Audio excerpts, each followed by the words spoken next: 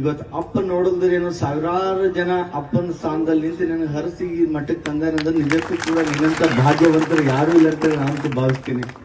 ಅದಕ್ಕೆ ಅನುಭವ ಒಂದ್ ಕಡೆ ಮಾತು ಹೇಳ್ತಾನ, ಮನುಷ್ಯ ಉತ್ತರೋತ್ತರವಾಗಿ ಬೆಳಿಬೇಕಿತ್ತಂತದ ಒಂದು ಕೆಲಸ ಮಾಡ್ಬೇಕಂತ. ಏನ್ ಕೆಲಸ ಅಂತಂದ್ರ, ನಾನು ಬೆಳೆದ ಮುಖ್ಯ ಇಲ್ಲ, ನನ್ನಂತರಿ 100 ಜನ ಬೆಳೆಸುವಂತ ವ್ಯಕ್ತಿತ್ವ ಗುಣ ನಂಬಲ್ಲಿ ಬೆಳೀತಂದ್ರೆ ನಿಜವಾದಂತ ನಾಯಕ ಆಯ್ತು ನಾನು. ಯಾಕಂದ್ರೆ ನಾವು ಕಳೆದ 7 ವರ್ಷಗಳಿಂದ ನೋಡ್ತಾ ಇದ್ವಿಲ್ಲ ಹಾದಿಗಳು ನೀರುಗಳು ಯಾವ ರೀತಿ ಇತ್ತು ಅಂತೇಳಿ.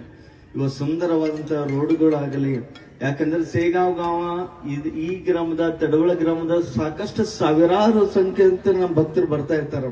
ಪ್ರತಿಯೊಬ್ಬರು ಭಕ್ತರಿಗೆ ನಾನು ಅದಕ್ಕೆ ನಮ್ ಸಚಿನ್ ಹ್ಯಾಂಗ್ ಮಾಡಕತ್ತಾನ ಕೆಲವೊಬ್ಬರು ಕೂಡ ಒಂದೇ ಮಾತು ಹೇಳಿದ್ರು, ಅಪ್ಪ ನಿಮ್ ಸಚಿನ್ ಸೂಪರ್ ಆಗಿ ಕೆಲಸ ಮಾಡಕತ್ತಾನ. ನಿಜಕ್ಕೂ ಕೂಡ ಬಹಳ ಸಂತೋಷ ಅನಿಸ್ತಾ ಇದೆ.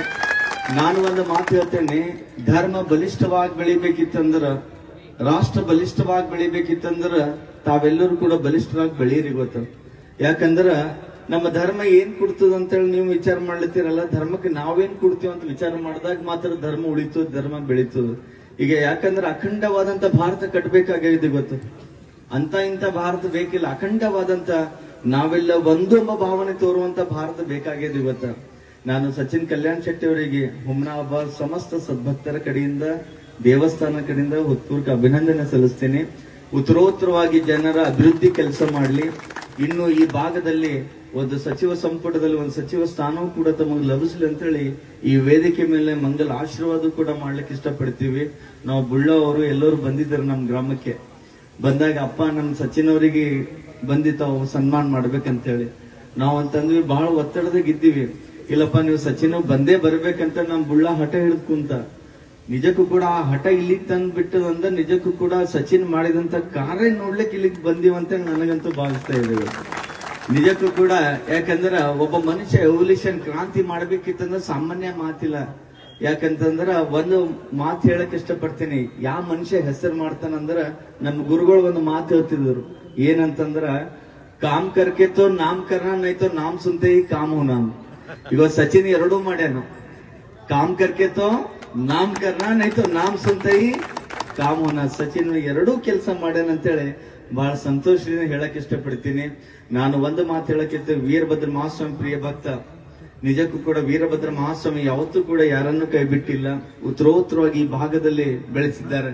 ನಾನು ಸಚಿನ್ ಅವರಿಗೆ ಒಂದು ಕೋರಿಕೆ ಇಡುತ್ತೀನಿ ಅದರ, ಯಾಕಂದ್ರೆ ಅಭಿವೃದ್ಧಿ ಕಾರ್ಯ ಬಹಳ ಸಾಕಷ್ಟು ಮಾಡುತ್ತೀರಿ. ಇಲ್ಲಿ ಸಾವಿರಾರು ಜನ ನಮ್ಮ ಭಕ್ತರಿದ್ದಾರೆ.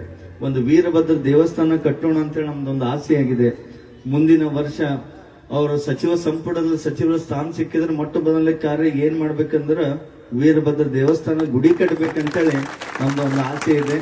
ಆ ಆಸೆ ನೆರವೇರಿಸ್ತಾ ನಾವು ಹೇಳಿದ್ಮೇಲೆ ಮುಗೀತದ. ನಾವು ಕೊಟ್ಟೆವಂದ್ರೆ ವರನೇ ಅದದು.